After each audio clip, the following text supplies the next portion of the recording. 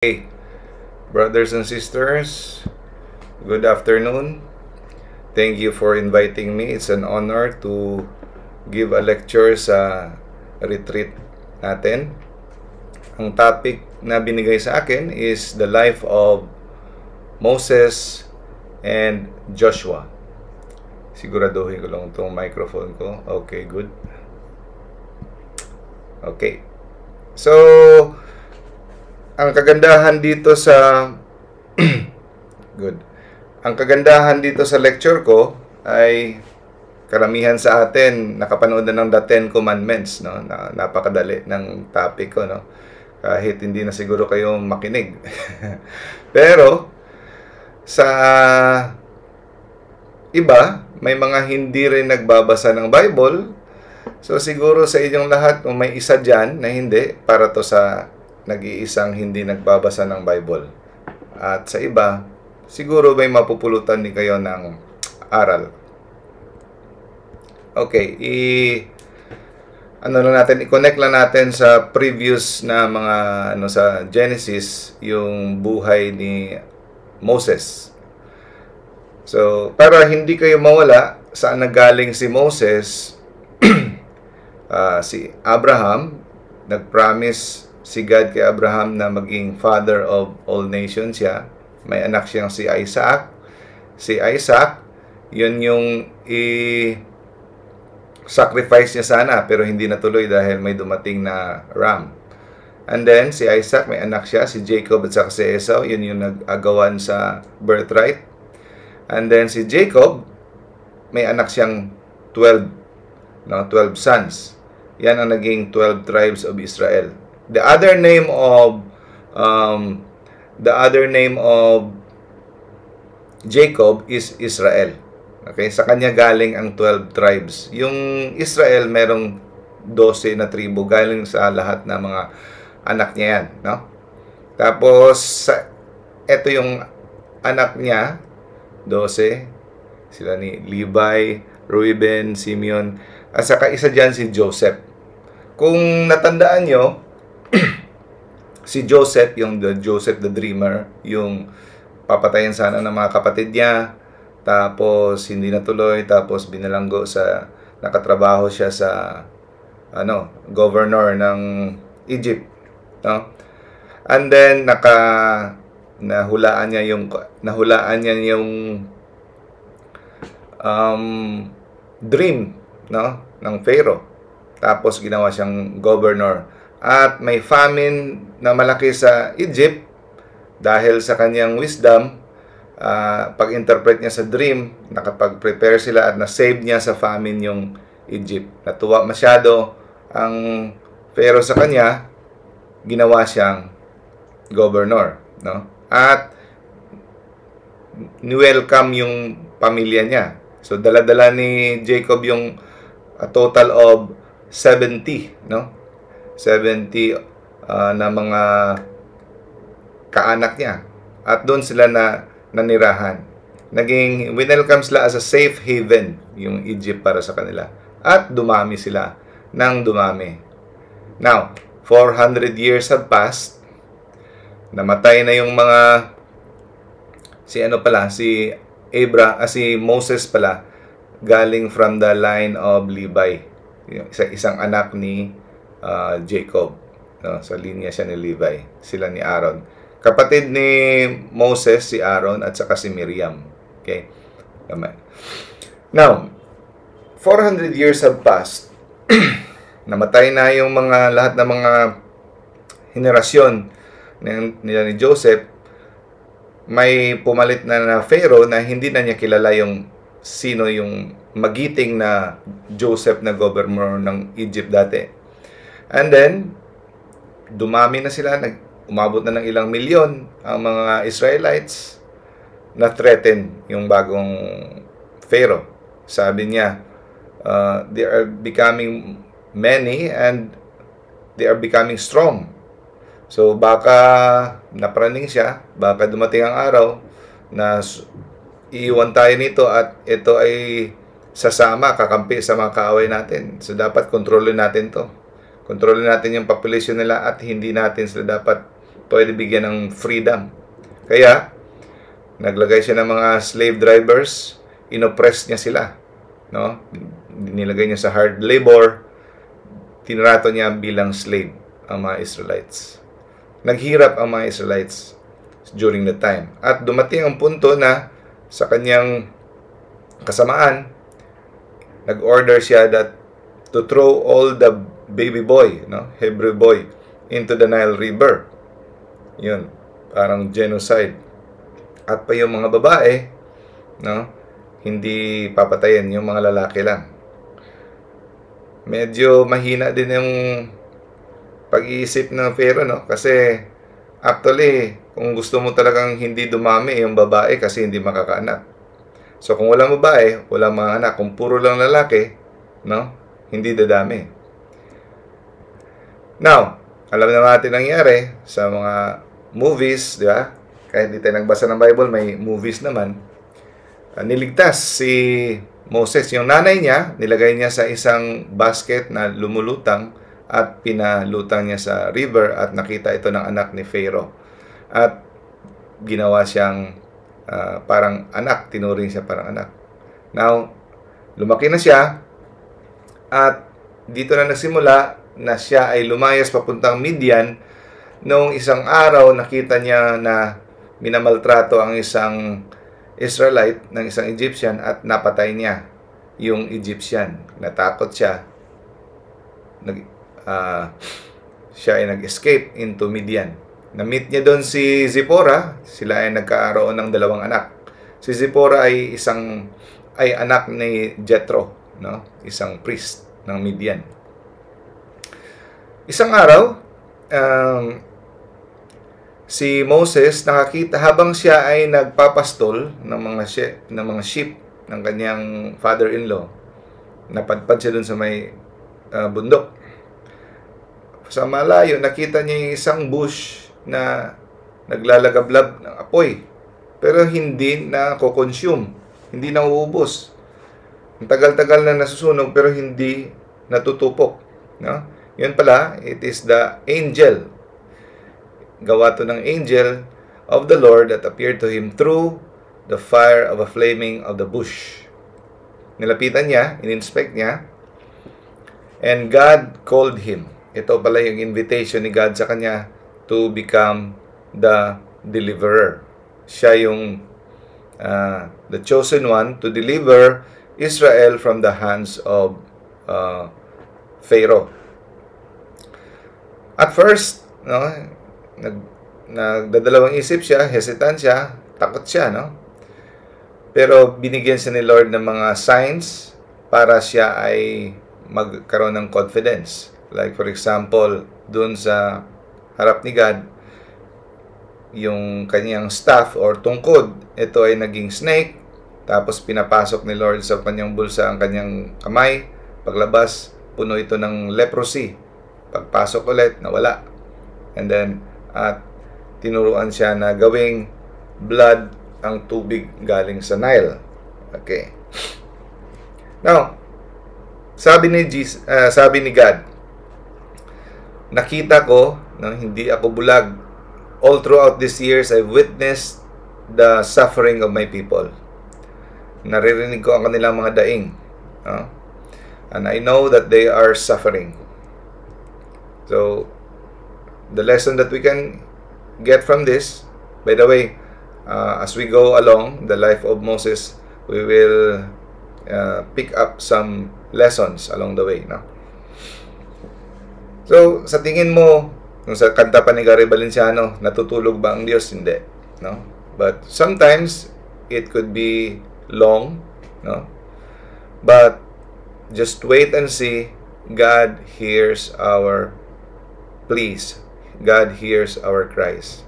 If you are there right now, no, may dinadamdam, God feels what you feel. Sabi niya, sino ba ako, Lord, na ipapadala mo? No? Sino ba ako? I am nobody. Sabi ni God, don't worry, I will be with you. At ang sign mo, yung binigay ko sa iyo, that will be your sign. No? At pag napalabas mo na ang Israelites from the hands of Pharaoh, promise that you will serve God at this mountain. Tapos sabi niya, nahiya pa si Moses magtanong kung sinong pangalan mo, no? Dinahilan pa niya ang mga Israel. Kung tatanungin sa akin, anong pangalan nagpadala sa akin, anong isasagot ko, Lord? No? Sabi niya, sabihin mo, I am who am. No? Pag tinanong nila sino nagpadala sa iyo, I am has sent me to you. So parang hindi pangalan, no? Phrase siya actually. This is actually, mga kapatid, is a loaded word. Very loaded. Ibig sabihin, ever since, andito na ako. I am who am. So, I have been in existence. No? Kung palaliman mo tong statement na to, I have been in existence. My essence is to exist. No? I am. Ako na. So, that is God. At, sidetrack muna tayo. Ano yung motto ng devil? I am who I am not. Mapagpanggap ang devil. I am who I am not. Si God, I am who am. So, dyan galing mga kapatid ang dinidescribe, binabasa natin sa Bible na Yahweh. Tetragrammaton, 4-letter word, which is transliterated in the Hebrew Bible. Itong Yod, He, Waw, He, or Yod, He, Vav, He. So, Y, I, H, Am, W, Hu, H, Am. So, hindi mo siya mababasa, no? Nilagyan nila ng vowels. No? Kaya diyan galing ang Yahweh or Jehovah. Yung Jehovah is mistranslated yan ni Tyndale. Hindi yan actually non-existent. Ang pinakamalapit ay ang Yahweh. Diyan galing ang I am who am. Okay? Now, sabi ni Moses, paano to, Lord? Utal ako. Actually, according to Bible scholars, may pagbulol, slow to speech. Paano to? No? Hindi ako magaling magsalita. Ako pa yung gagamitin mo. No? The Lord said to him, sino ba ang nagbibigay ng kakayahang magsalita? Di ba ako? Sino ba nagbibigay ng kakayahang makarinig ang mga bingi, makapagsalita ang pepe, ang mga pipi, ang mga bulag, makakita? Di ba ako? So sabi niya, nagmamakaawa pa rin si Moses, please Lord, iba na lang, wag lang ako. Huh? And the Lord became angry. Ang sabi niya, alam ko meron kang kapatid, Aaron the Levite, who is a good speaker. So, huwag ka mag-aala, magkikita kayo at he will be happy to assist you. So, anong lesson makukuha natin dito, mga kapatid? So, since this is a retreat, we have to apply these lessons to ourselves. Grace builds upon nature. Pansin nyo, hindi biglang pinaayos ni Lord ang kanyang pagkabulol. Kasi hindi naman talaga niya nature na magaling siya magsalita.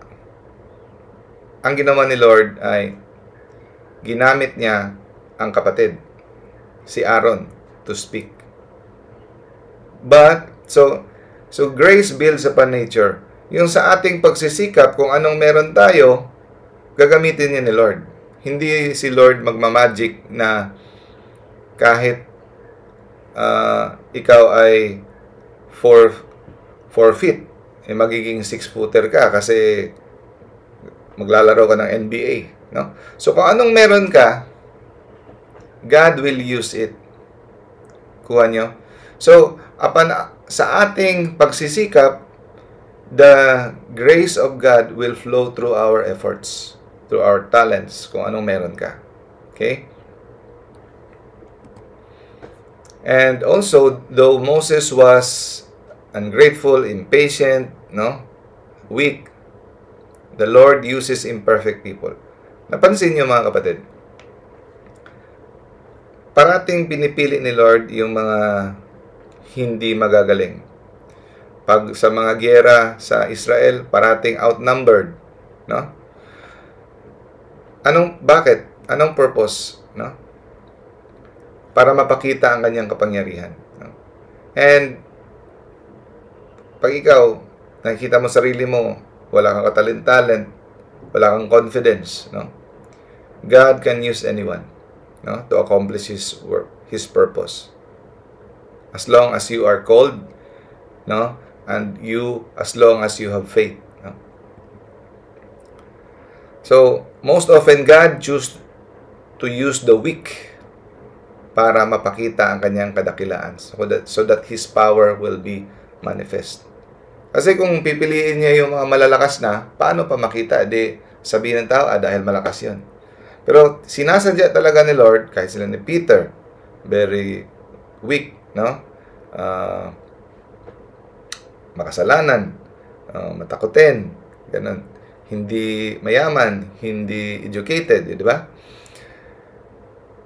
Sabi ni St. Paul, "My grace is sufficient for you, for my power is made perfect in weakness."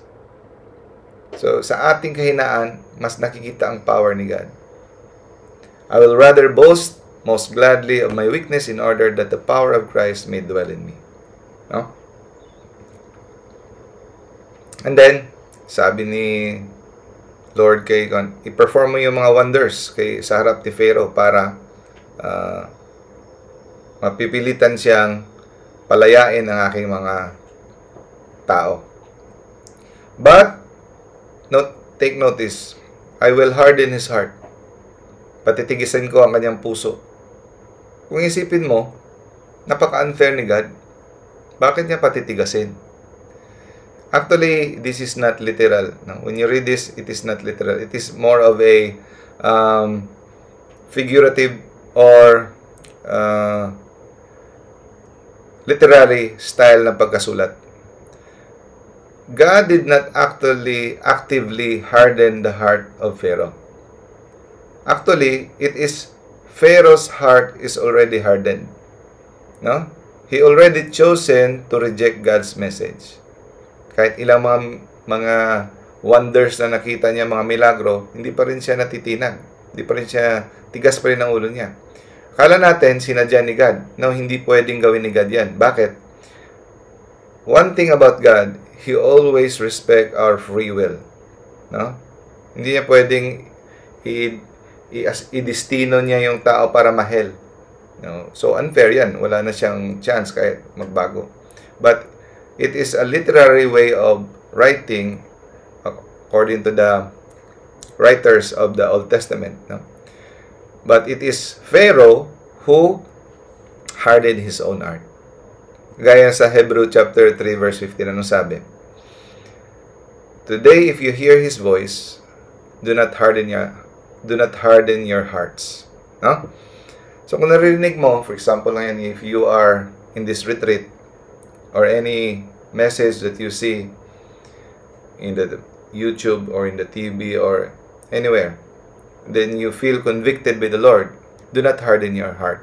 Huwag mo sabihin, tomorrow na ako mag-repent, tomorrow na ako magbigay ng life ko kay Lord. No. If you hear His voice, you feel the Holy Spirit speaking to you to renounce your sin, do it now. Because you will not know if there is tomorrow. No? Do not harden your hearts. Napansin niyo yung sa Matthew chapter 3 verse 12 na verse, sabi, "To those who have more will be given. To those who have none, even the small that they have will be taken away." Ano ba yun? Ibig sabihin, kung yung kahit konti mo, kukunin pa. Kung sino yung may marami, bibigyan pa. Ang ibig sabihin nito sa mga nakikinig sa salita ng Diyos. Sa mga bukas na tinatanggap ang salita ng Diyos. Sa mga taong nire-reject si God, even the little they have will be taken away. That is why do not harden your hearts. No? So, ginather tinipon-tipon ni Moses ang mga elders, tapos sinabi niya ang message ni God, natuwa ang mga Israelites na may pinadala na siyang savior sa kanila, no? And then doon na nagharap na si Pharaoh at saka si Moses at sabi niya, let the people go. Instead na tumalima, na mas lalong bumangis si Pharaoh at sinabi niya, dahil sa kalapastangan mong pag-alok sa akin na palayain ng mga Israelites, pagagawin ko sila ng mga stones na walang raw materials. Sila pa maghahanap ng raw materials. Isipin mo, tatrabaho ka sa construction, ikaw pa maghahanap ng mga semento at bato mo. So, yun. At dahil doon, mas lalong pinahirapan ni Pharaoh ang mga Israelites. Dahil doon, nagalit ang mga Israelites kay Moses. Ano ka ba? No? Kung sa ano pa, mas lalo mo kaming pinahirapan, no? Mas lalo mo kaming pinahirapan ang kontrabida ka, no? Kung di ka dumating dito, okay pa sana ang buhay namin. Now, anong lesson makukuha natin dito? When we decide to follow Jesus, when we decide to follow God, to obey His commandments, at first, may honeymoon stage yan. No? Do not be discouraged. Ang saya-saya, you're excited. But there will come a time, it will become bitter. Just like excited si Moses at first. Tapos ngayon, nagagalit ng mga tao sa kanya. Ganyan din. Mawawalan ka ng kaibigan. Hindi ka na in sa mga dati mong kagrupo kasi puro ka na Jesus, Jesus. No? Iba na, ayaw mo na yung mga green jokes. Ayaw mo na yung mga kahalayan. No? So, it will be bitter. Why magiging bitter? Dahil you are already carrying the cross. No? You just have to trust Him. You just have to hold on. Now, next. So, pinakita ni Moses ang power na ang sign na binigay ni God na yung tungkod magiging snake. Nabigla namangha si Pharaoh, pero tinawag niya yung mga magician niya, yung gumawa din siya ang mga magician niya ng mga snake through mga sticks. So, lalong tumigas ang puso ni Pharaoh. Kaya naman palang gawin. Magic lang ito. So, anong moral lesson dito, mga kapatid? The devil can also do wonders. Kaya mag-ingat tayo. No? The devil can also do wonders. They can even heal. Pupunta ka sa mga albularyo. Gagaling ka rin. Pero, temporary. Yung mga sinasapian, pag gagalingin ng albularyo, yes. Pero actually, hindi yan pinapalaya sa mga demonyo sa loob. Dinadagdagan ng mas mabagsik na demonyo, kaya tumatahimik yung demonyong andon. No? So, kaya nila gumawa ng mga healing, temporary healing lang yan. Kaya, we have to discern the spirits, sabi sa Bible. Also, so nag-respond na si God by sending 10 plagues, no? Yung mga plagues, mga pandemic, no? So, ilang yung plagues pinadala niya? 10, no? So, bakit 10? Dahil, according to Bible scholars, hindi nakikinig si Pharaoh dahil umaasa siya sa kanyang mga gods and goddesses. No? At saka yung 10 plagues na yon ay is intended to rebuke and to humiliate the 10 goddess and goddesses. So, yung mga gods na yan are actually demons, actually fallen angels. I think it will be discussed by Brother Wendell sa spiritual warfare. So, lahat ng mga demons are fallen angels. There's only one God. So, those gods or goddesses are fallen angels. So, plague number 1, di ba? Yung tubig, naging dugo. It is intended to humiliate Happy. Grabe pangalan, si Happy, no? Kala ko peanut lang. Egyptian god of the Nile. No? So, this Egyptian god is the water bearer. Number 2, second plague, frogs coming from the Nile River. Lumabas yung mga palaka. Para ito kay Heket, Egyptian goddess of fertility. Ang ulo niya ay palaka. Next, lice from the dust of the earth. Naging mga kuto yung dust. Para ito kay Geb, Egyptian god of the earth. Plague number 4. No? So, sa lahat ng plague na ito, dito napakatuso talaga itong si Pharaoh. Sabi niya, please pray to your God to stop it, and I promise I will let your people go. And every time mag-pray si Moses na i-stop, nakalimutan naman niya, hindi naman niya i-let go. Tapos another plague na naman. Tapos every plague, sabi niya, please stop it. Please pray. I have sinned against your God. Tell them to stop and I will let your people go. Ganun pa rin. Ilang ulit. No? So, wala talaga siyang isang salita. Parati niya niloloko si Moses. Plague number 5, mamatay lahat ng mga livestock, cattle, no? So, it is for Hathor, Egyptian goddess of love and protection. Ang ulo daw niya ay shape of a cow. Plague number 6, ashes turned into boils. So, yung ash,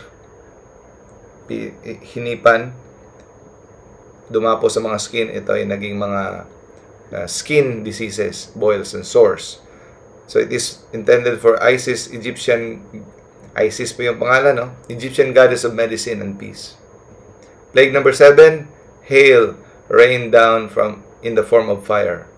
No? Mula ng apoy. Itong Egyptian goddess of the sky is Nut. Plague number 8, mga locusts naman, no? Sent from the sky, swarm of locusts, ubos lahat ng mga pananim nila. It is the Egyptian god of storms, Set. Plague number 9, 3 days of complete darkness. It is intended to humiliate Ra, the sun god. So these are fallen angels. And the plague number 10, the death of the firstborn, it is intended for Pharaoh. Dahil si Pharaoh is considered to be the ultimate God. No?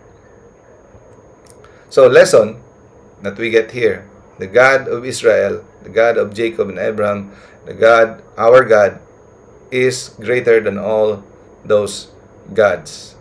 Actually, these are not gods. No? Sabi ni St. Paul sa 1 Corinthians chapter 10, verse 20, the sacrifices of pagans are offered to demons, not to God. It is not to God. It is demons. The final plague is papatayin ang lahat ng firstborn sa Egypt. Pero para hindi madamay ang mga Israelites, kakatay sila ng lamb at saka yung blood ng lamb, baby na sheep, no? Ipapahid doon sa doorpost at yung karne ay iihawin kung sa isugba sa Bisaya, i-roast, kakainin.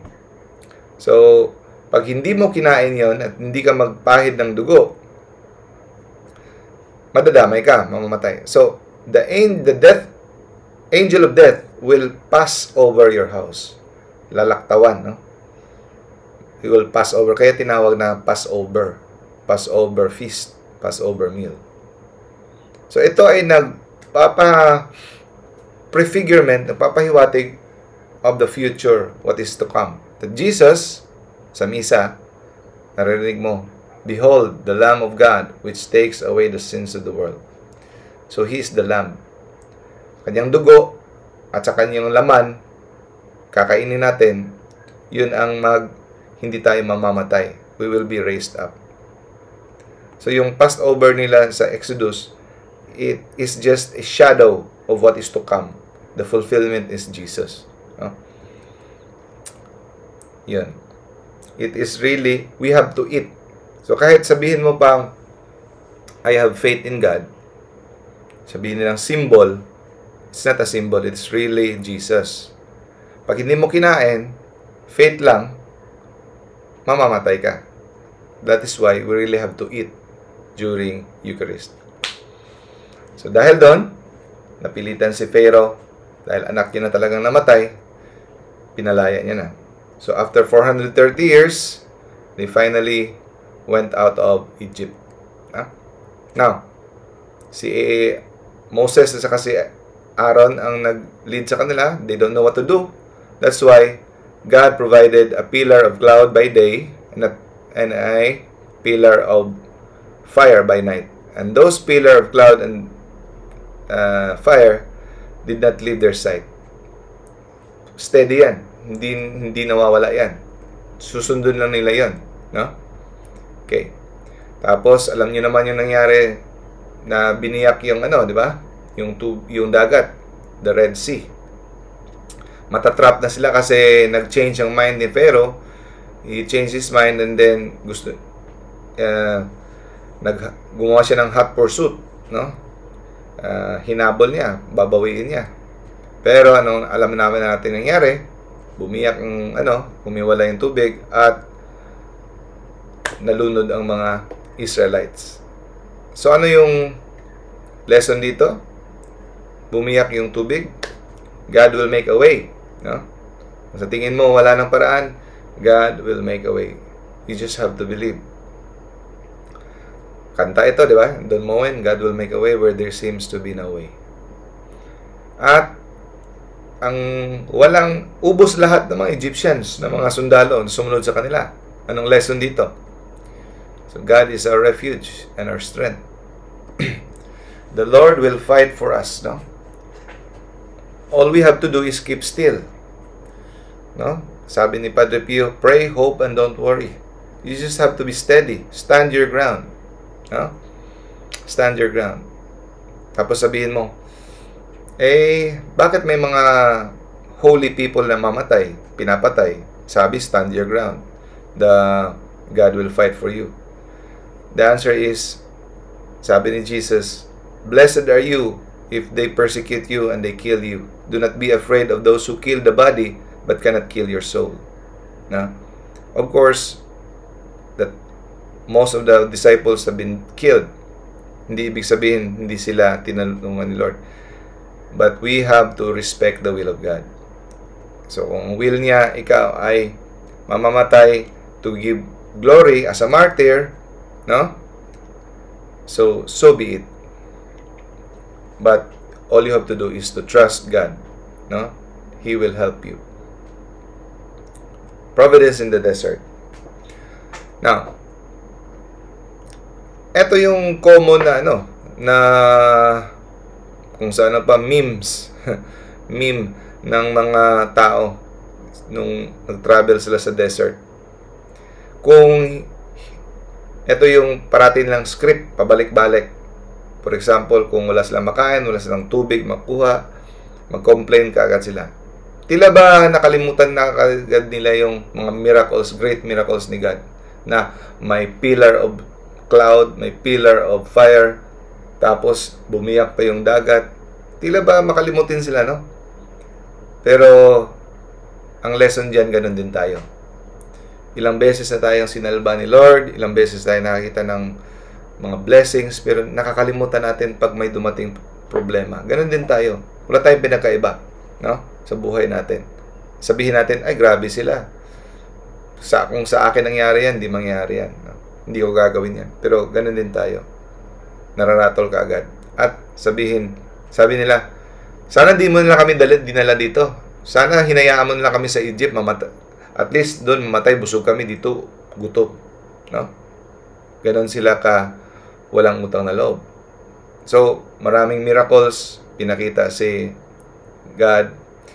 One time, wala silang makita ng tubig. Sabi ni God, itapon mo yung stick sa tubig at naging ito ay pwede nang mainom. He strike the rock at Rephidim, water comes out. Wala silang makain, umulan ng mana, bread from heaven, at saka yung mga quail, yung mga kalapate, nagiging source of meat nila. No? Ito lahat, all throughout this, puro reklamo yan sila. Anong lesson natin makukuha sa mana? Ang instruction ni God sa mana Actually, everyday itong nag-uulan ng parang white dew. Lutuin nila parang harina. Instruction sa kanila, kumuha kayo sapat para sa isang araw. Huwag niyong sobrahan. Kasi pag sinobrahan nyo, kahit ano pa ka linis na paggawa nila, mapapanis pagkabukas.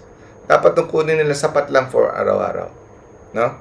At saka during Saturday, pwede silang kumuha ng doble para hindi na sila kumuha ng Sunday dahil ng Sabbath, dahil Sabbath ay day of rest. So anong lesson makukuha natin dito? So we have to pray every day. We have to pray every day to ask for our needs every day. Hindi pwedeng once every 2 days, once every week lang mag-ask ng iyong needs. We have to ask God every day. Hindi pwedeng bulto-bulto, no? We cannot survive one day without God. Now, at sila ay nakakatagpo ng mga kalaban along the way, mga kingdoms, tribo na gusto silang lipulin. And with his mighty assistant, Joshua, a warrior, siya nakipagdigma, si Moses ang magpe-pray. At when he raised his hands, nananalo sila. Pag siya ay napagod at nabababa ang kanyang kamay, natatalo sila sa digmaan. Kaya may assistant na tumutulong na ma-raise ang kanyang hand. So anong lesson dito? So it represents the importance of prayer and dependence to God. The moment na hindi na tayo mag-pray, mag-depend kay God, we will be defeated in our life. So the raising of hands of Moses nag-symbolize prayer. No? Every time we do not pray, we will be defeated. May tatanong sa akin, Brad, I really want to follow Jesus, but I have this, nahulog para ako parati sa mga pornography, sexual sins. Anong gagawin ko, Brad? Number 1, sabi ko, prayer. Dahil sa katamad natin mag-prayer, we are so confident na matatag na tayo, we fall. No? Si Saint de Montfort, tinanong siya, how to defeat temptation. Sabi niya, number 1, prayer. Second, prayer. Third, prayer. Tatanungin mo ako ilang libo ulit-ulit, sasagot ko, prayer. Because prayer is power from God. No? Now, nag-institute si Moses ng 10 Commandments, ng mga priest, at saka binigay sa kanya ni Lord ng 10 Commandments doon sa Mount Sinai. No? So, yung 10 Commandments, it was, God is the one who downloaded it to the tablet. So, si Moses pala yung first na may tablet. Dinownload niya from the cloud. Joke lang. Anyway, so it is God who really inscribed in the 2 tablets ang commandments. No? At yung first commandment, siyempre ang pinaka-importante.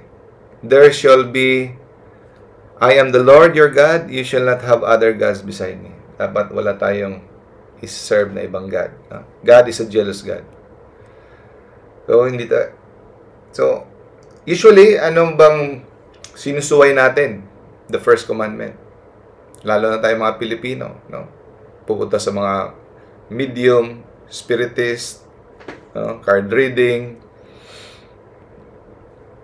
anting-anting, no? Card reading, palm reading, no? Papadugo. It will be taken up by Brother Wendell, no? All these are against commandment number 1. And this is, commandment number 1 is the highest, the most important, because it involves our relationship to God. 1, 2, 3. Thou shalt not have other gods before me. Thou shalt not use the name of God in vain. 3, make the Lord's day holy. Yung first 3, it involves God directly, and the rest of the 7, it involves our relationship with our fellow man. So ito lahat, mga kapatid, is against commandment number 1. Yung punta sa albularyo, feng shui. No? Meron ng Buddha. Ipansin niyo yung Buddha sa baba. May Santo Niño sa tindahan. May Buddha pa sa baba. Bakit may Buddha ka pa? May Santo Niño ka na. Back up lang yan. Baka hindi umepekto si Santo Niño. Mayroon pa tayong back up. Ganyang faith, mga kapatid, ay kinapuputan ni Lord. Sabi niya, I am a jealous God. No? Gusto mo bang dalawa yung asawa mo? Hindi, di ba? So, hindi ko na pupunta sa mga detalye ito lahat dahil we have no time. I am here until 5:30 only. And then, God commanded Moses to make the Ark of the Covenant. No? You shall make an ark of acacia wood. Gold plate mo labas at saka loob. And then make 2 cherubims from end to end. Yan ang Ark of the Covenant. Ang laman ng Ark of the Covenant is yung the 2 stone tablets, yung tungkod ni Aaron na nagbad, at saka yung mana as a memorial. Yan ang laman. No? And it is very holy. Kahit saan sila ng mga digmaan, dinadala nila yan. Pag hindi nila dinala yan, matatalo sila. No? Now, I only have 2 minutes left. Ganito na lang. I will focus on the Ark of the Covenant. Alam niyo ba yung Ark of the Covenant represents in the New Testament, may counterpart yan sa New Testament. It is Mary. Mary is the Ark of the New Covenant. Bakit? Ano ba itong 10 Commandments, yung tablet? It is the Word of God. And Jesus is the Word of God. Manna, the bread from heaven. Sabi ni Jesus, I am the... Oh, we can extend until 6 p.m. Okay, sige.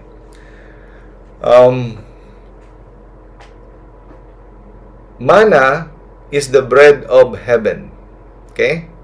Jesus, sabi ni Jesus sa New Testament, I am the bread coming from heaven. The staff of Aaron, which represents the being a prophet, and Jesus is the prophet. So itong lahat na ito represents Jesus. Prefigures Jesus. Kaya so holy. So yung ark, paglalagyan. Ang paglalagyan nitong napaka-holy, which all of these are the characteristics of Jesus, the Word of God, the bread from heaven, and the staff which represents His priestly function. Okay? Now, Mama Mary, anong laman sa sinapupunan? She is the container. She contains Jesus. That is why she is the Ark of the New Covenant. Huh?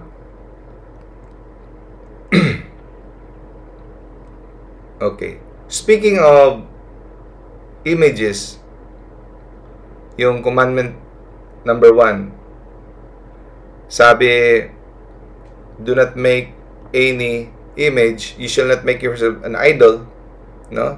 Or any likeness of what is in heaven or above on earth, beneath, or in the water under the earth. You shall not worship them or serve them. So, sa ating mga kapatid sa ibang sekta, for them, lahat ng image bawal. Actually, hindi pinagbabawal ni Lord ang lahat ng image. Dahil dito, si Lord, siya nga mismo nag-utos, angel. That is a creature. No? So, He would contradict Himself kung pinagbabawal niya lahat ng image. Ang pinagbabawal lang niya na gagawin mong Diyos. Sasambahin mo. Okay? By the way, sidetrack lang konti. Pag sinabi nila ng mga ibang sekta, you're worshiping Mary, you're worshiping the saints, dahil lumuluhod kayo, kinikiss nyo. So, tapos, kahit ilang beses natin sabihin, we are not worshiping them, Sabi nila, wino-worship nyo kasi kinikiss nyo, nagbabaw kayo, lumuluhod. No, that is not worship. Alam nyo ba mga kapatid, para ang isang bagay matawag na worship? Alam nyo ba? Para matawag na wino-worship mo, is you offer sacrifice. Yun lang. Hindi mo matatawag na worship pag walang sacrifice. Do we offer sacrifice kay Mary? No. We never offer sacrifice. We kiss. Yeah. We bow down. But we do not worship. Yung worship, matatawag lang na worship if you offer sacrifice. And we only offer to God the Father the sacrifice of Jesus. No? So, kaya ang mga praise and worship, mga kapatid, sa ibang mga sekta, hindi mo pa matatawag na worship. Because we can only call worship in the strictest sense pag may sacrifice. Hindi mo pwedeng, wala namang sacrifice ang praise and worship ng banda. No? The only sacrifice that is accepted is Jesus. Through the ministerial function ng mga pare. Pag walang pare, walang worship. Okay? That is why the Mass is the only worship accepted by God. Now, let's go to the Mama Mary as the Ark of the New Covenant. Sa Revelation chapter 12, verse 1, mapansin nyo, si Saint John, nakakita siya ng vision. Nakita niya ang Ark of the Covenant. Bakit niya nakita? Alam niyo ba na at towards the end of the New Old Testament, ang Ark of the Covenant is nowhere to be found. Di mo makikita. Tinago, sinadya ni God. Dahil sa kasalanan ng mga Israelites. And then, here, Saint John, sabi niya, nakita niya. Then the temple of God in heaven was opened, and the Ark of His Covenant appeared in His temple. There were flashes of lightning and rumblings and pearls of thunders and an earthquake and a great hailstorm. And then, nakita daw niya ang Ark of the Covenant. So, anong description niya sa Ark of the Covenant? And a great sign appeared in heaven, a woman clothed in the sun, with the moon under her feet, and a crown of 12 stars on her head. So, dito natin makita na si Mama Mary pala ang Ark of the New Covenant. Sinadya talaga na hindi makita. Hindi mo na makita talaga ngayon ang old Ark of the Covenant. Sinadya dahil pinalitan na ng bago si Mama Mary. Kaya nga sa The Visitation, kagaya ni King David, nung dinala sa kanya yung Ark of the Covenant, lumundag siya. Sabi ni King David, "Who am I that the Ark of my Lord will come to me?" Ganon din ang sabi ni Saint Elizabeth, "Who am I that the mother of my Lord will come to me?" Parallel, no? Now, 40 days si Moses doon sa bundok. Nainip ang mga tao. Akalain mo bang pagdating niya, pagbaba niya, akala niya mag-aantay, excited sa 10 Commandments, gumawa pa sila ng golden calf. At inutusan pa nila si Aaron gumawa. Dahil sa galit ni Moses, biniyak niya sa kanilang harapan ang 10 Commandments. No? So, ngayon mga kapatid, wala naman siguro sa atin dito ngayon nagsasamba sa golden calf. Tumutuwad-tuwad pa sa golden calf. Pero may kapalit yan ngayon. May mga idols tayong ginagawa. Anong number one idols natin? Money. No? We do everything for money. We commit sin for money. And then the worse than money is the idolatry of self. Yung ating inuuna natin parate. I want to be happy. Paano na yung kaligayahan ko? So, we don't mind committing sin. We don't mind offending God. Basta, ang masigurado natin ang ating kaligayahan. So, that is the idolatry of self.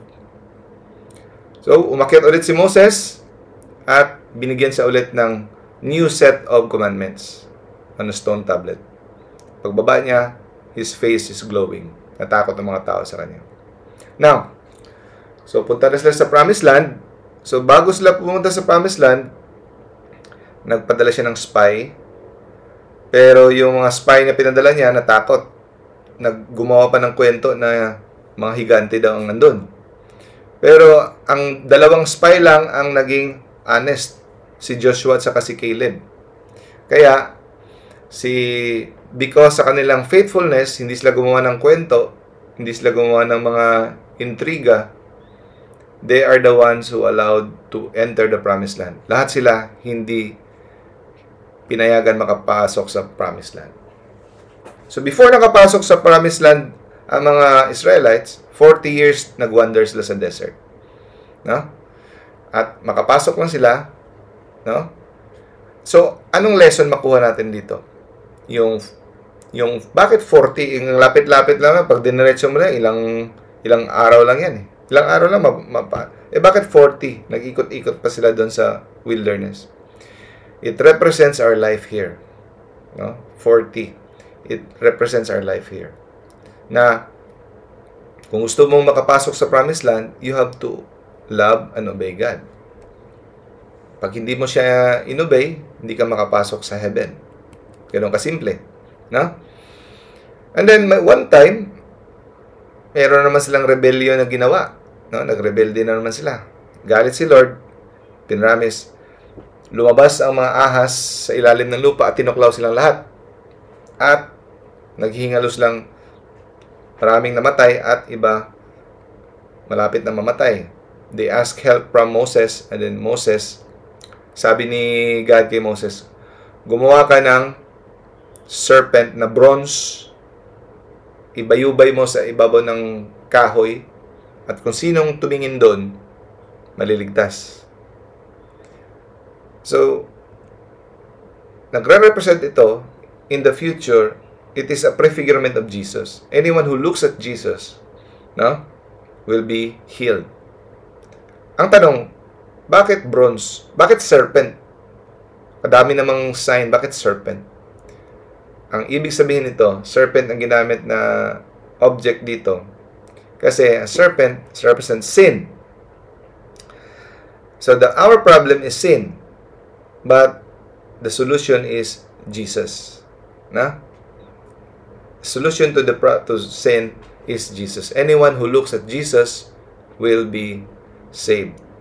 Hindi lang look, kundi ibigay ang kanyang buhay. No? And then, the Israelites, no, also struggled to obey the Lord's guidance for sacrifice. Kaya, one time, si Korah, isang leader, nag-stage siya ng rebellion. Sabi niya kay Moses, "You have gone too far. Sumusobra ka na, Moses. Bakit ka ba nagbubusing-busing sa amin?" No? Lahat tayo ay holy. No? Lahat tayo ay banal. The Lord is with them. Does it ring a bell? Yung sabi ni Korah. Ang sabi ng ibang sekta sa ating panahon ngayon, bakit kayo naniniwala sa pare? 'Di ba sabi ng Bible, you are a holy nation, a royal priesthood. Lahat tayo pare. Tinanggal na ni Jesus ang pare nung siya ay pumarito. Totoo ba yan? Hindi.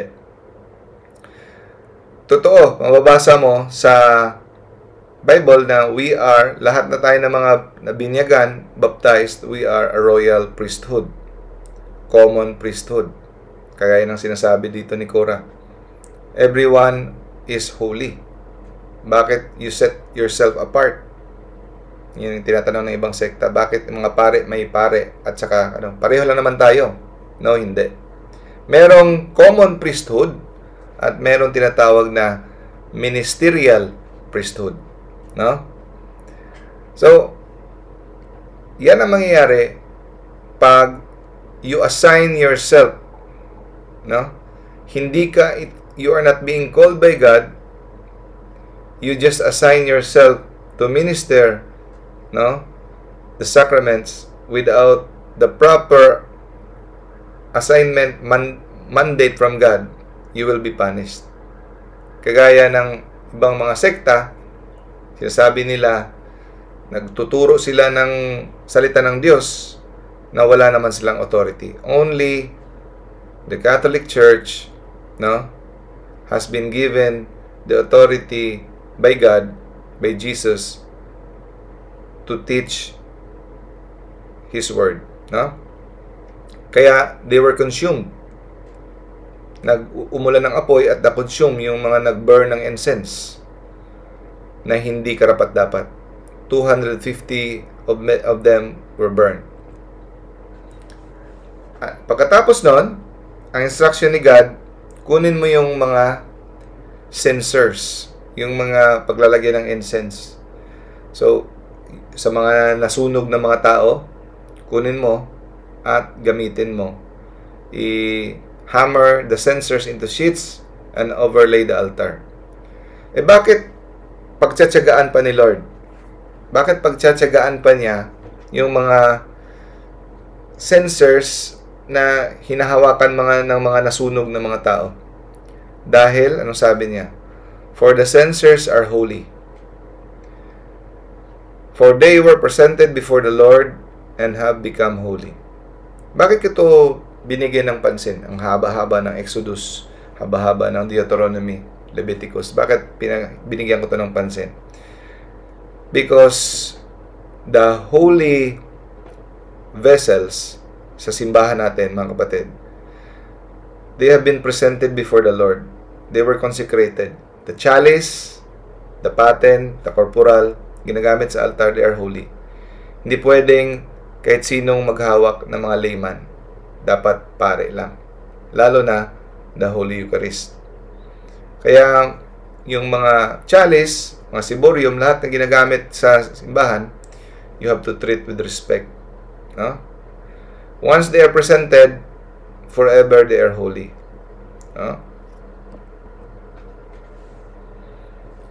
This was to remind the Israelites that no one except the descendant of Aaron should come to burn incense before the Lord. Ganon.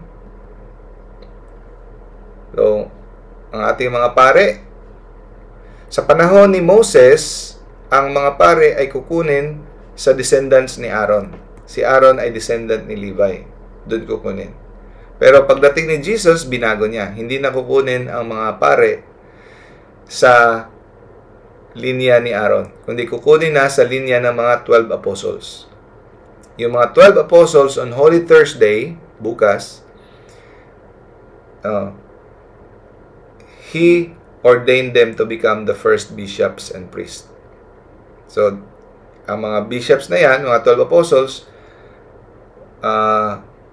unbroken succession, they ordained until our priests. So, sila lang ang may kapangyarihan, no, to administer the Holy Eucharist. And the Eucharist is the center and the source of our life. Now, next. May isang instance na si Moses inutusan ni Lord na magpalabas ng tubig dahil wala naman tubig, nag-complain na naman. This time, hindi nasiyahan si Lord sa ginawa ni Moses. Moses disobeyed God. Kung titingnan mo, napakasimple. Pero may lesson tayo makukuha dito, mga kapatid. Sabi ni Lord, punta ka sa Meribah, Kadesh, and you speak, no? You speak to the rock so that water will come out. You speak. Siguro sa ka-excited ni Moses, instead that he will speak to the rock, hinampas niya, he strike it with his staff. At may sinabi pa siyang hindi maganda. Ito yung sinabi niya. Must we bring you water out of this rock? So, pinagalitan niya yung mga Israelites. Reklamo kayo ng reklamo. Kailangan pa ba namin, sila ni Aaron, meaning silang dalawa ni Aaron, kailangan pa ba namin ipalabasin ang tubig sa batong ito? Meaning, ang kapangyarihan parang galing sa kanila. Parang inaako nila ng kapangyarihan ay galing sa kanila, no? So, God is angered by Moses' disobedience. And dahil dyan, hindi siya pinayagan ni God na makapasok sa promised land. No? So, dahil sa first, he did not follow God's command. And next, the sin of pride, he claimed the glory for God's actions. No? Now, ano ang moral lesson dito? Very important to. Take note of this. So, some of you maybe are working with community life, in the church, volunteering, you are feeding the poor, charitable organization, no? But always remember this, God is not concerned with the outcome. Yung, hindi totoo yung kay Machiavelli na the end justifies the means, no? Wrong yung kay Machiavelli na the end justifies the means. God is not concerned about the outcome. He is concerned about your obedience. Sabihin mo, ay, ginawa ko lang naman to Lord kasi gusto kong mag-serve sa'yo. Pero, disobedient ka sa kanyang instruction. May ginagawa ka mga kamalian at saka mga sinful things para ma-achieve mo ang goal. No? You have to, sabi nga ni God, no? Obedience is better than sacrifice. Lesson number 2, God hates the proud. So, parang naging proud si Moses dito. No? Never claim anything from your own. Even in your mind, sabihin mo, pwede mong sabihin nga, yung iba nagyayabang, di ba? Bagong kotse, magpo-post. To God be the glory. Hindi ko naman sinasabi masama mag-post sa picture na may bagong kotse. Pero ibig ko sabihin, pwede mong sabihin sa harap, galing to kay Lord, to God be the glory, pero sa loob-loob mo, sabihin mo, galing-galing ko. Sa akin to galing. No. Even in your mind, you have to acknowledge na you are nothing without God. Kasi the moment you think that narating mo ngayon dahil sa talent mo, sa mabait ka dahil sa kabanalan mo, no, you will be humbled by God.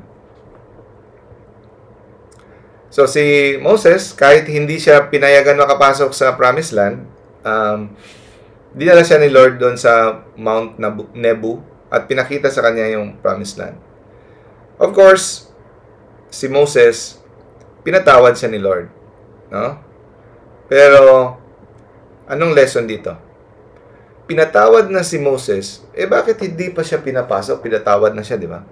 So, it comes to the point of temporal punishment. Sa buhay natin, mga kapatid, kahit pinatawad na tayo, no? May mananatili ang temporal punishment. Yan ang effect ng sin, epekto ng kasalanan. No? So, according to Saint Francis of Rome, babae, even if you commit a mortal sin, you confess, you give an absolution, napatawad ka na, you will still suffer 7 years in purgatory. Yan ang effect. No? Kaya wag yung i-take for granted na I will commit the sin, I will just confess, tapos, no, in every sin may temporal punishment.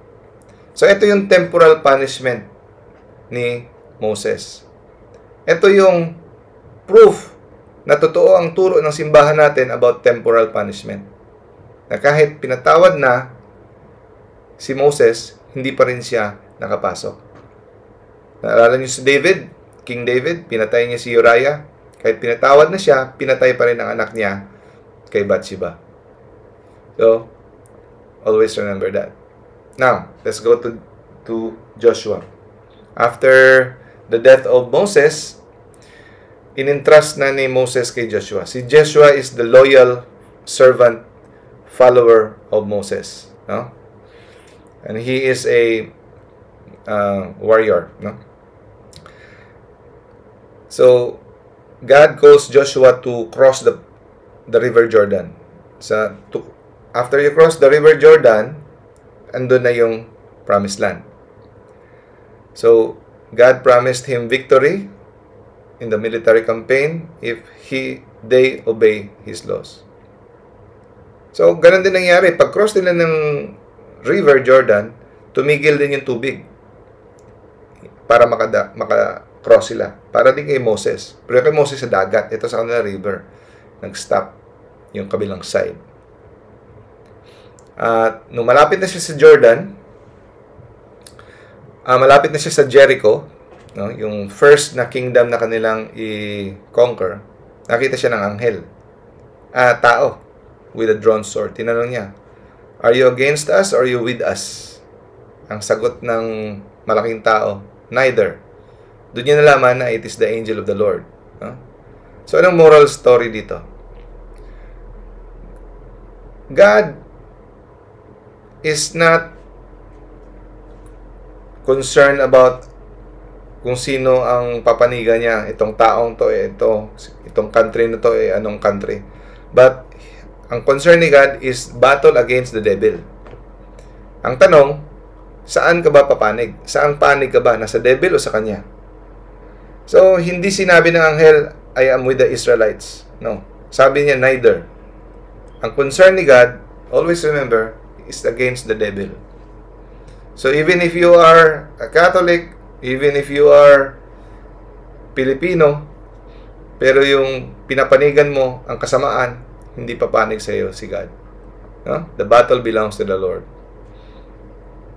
Our battle is not against our enemies, but against the devil. Remember that we wrestle not against flesh and blood, but against principalities, against powers, against the rulers of the darkness of this world. Hindi flesh and blood ang kaaway natin, mga kapatid. It is always the devil. No? Ephesians chapter 6, verse 12. And then, if Israel want to inherit the land, they have to trust and obey God's commands. It goes with us. If we want to enter the kingdom of God, we just have to trust, no, and obey God's commandment. Or else, we will get curses and plagues. Now, sa mga adventures ni Joshua, the first kingdom that they conquer is Jericho. Ang wall ng Jericho napaka malapad. According to historians, ganun kalapad ang wall ng Jericho na dalawang chariot pwedeng magsabay travel sa ganun kakapal ang wall. Dalawang chariot side by side magdaan sa taas. So, anong ginawa? For 6 days, ang instruction ni God, mag-march sila around the kingdom sa labas. Dala ang Ark of the Covenant. 6 days, silent march lang at saka mag-blow ng trumpet once. But on the 7th day, they will blow and then they will shout, no? As on the top of their voices, top of their lungs. And then the walls crumbled. No? Anong moral of the story, mga kapatid? Remember, Mary is the Ark of the New Covenant. Dito, nag-crumble ang wall. Diba? Anong sabi ni Jesus? The gates of hell will not prevail. Pag marinig natin yung verse na yon, akala natin hindi madadaig at hindi tayo madadaig ng demonyo. Sabi niya, upon this rock I will build my church, no?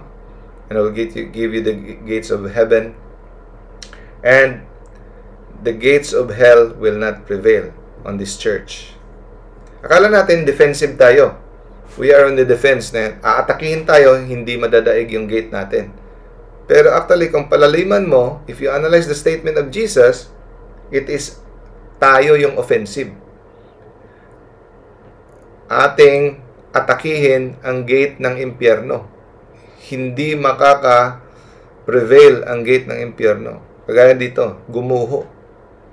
No? We have to be on the offensive. Against the powers of darkness. No? So, dala-dala nila ang Ark of the Covenant, yung minamarcha nila. So, in our battle against the forces of the devil, in our battle against the enemy, Satan, hindi tayo mananalo pag wala si Mama Mary. No? We have to carry Mama Mary because she is the Queen Mother. Alam nyo ba sa kingdom ni Solomon, yun ang first, yung Davidic, yung tinatawag na the Davidic kingdom. All throughout. Ang reyna, ang queen, ay ang nanay. Hindi pwede ang asawa. Dahil marami silang asawa, edi ang daming reyna. Pero iisa lang, kahit ano pa kadaming babae yung hari, iisa lang ang nanay niya. Kaya ang reyna ay ang nanay. And remember, Jesus is the son of David. Tinatawag si Jesus the son of David. So he continues the Davidic kingdom. And the Davidic kingdom, always yan, may king at saka may queen mother. Now, Jesus is the king and Mama Mary is the queen mother. And she is the new ark of the new covenant. If we want to defeat yung mga temptations natin, mga addiction, weaknesses, we cannot defeat without Mama Mary. Because Mama Mary is the ark of the new covenant. Alam niyo ba, pag pumunta sila sa giyera, wala ang ark of the covenant, hindi sila nanalo. No? So, in our battle against Satan, lalo na sa amin sa Office of Deliverance and Exorcism, no, we have to have a strong devotions to Mama Mary. No? According to Saint de Montfort, the devil is more afraid of Mary than God. Sounds heretical? No. Why? I-explain ko kung bakit mas takot ang demonyo kay Mama Mary kumpara kay God. Dahil, ang sagot dyan, one word, pride. Si Satan, accepted niya na natalo siya kay God. God yan eh. Creature lang siya. Okay lang kay Satan na matatalo siya kay God. Pero, because of his pride, ayaw niyang ma-humiliate ng isang creature. Mama Mary is a creature. Mama Mary is a human. A woman at that. No? So, mas lalo siyang mapapahiya pag natalo siya na sa isang babae at tao lamang. Kaya, in a way, we can say that he is more afraid of Mary. Kaya, sa mga exorcism, never daw nilang binabanggit, sabi ng mga possessed, ang pangalan ni Mary. No? Sabi ni Pope Francis, where the Madonna is at home, the devil does not enter. Where there is the mother, disturbance does not prevail. Fear does not win. No? Tamang-tama, 6 o'clock. God bless you. God bless us all. Thank you, Brother Ray, for inviting. Thank you, everyone. God bless us all. Have a Holy Week. Blessed Holy Week. So, pwede na ba ako mag-exit?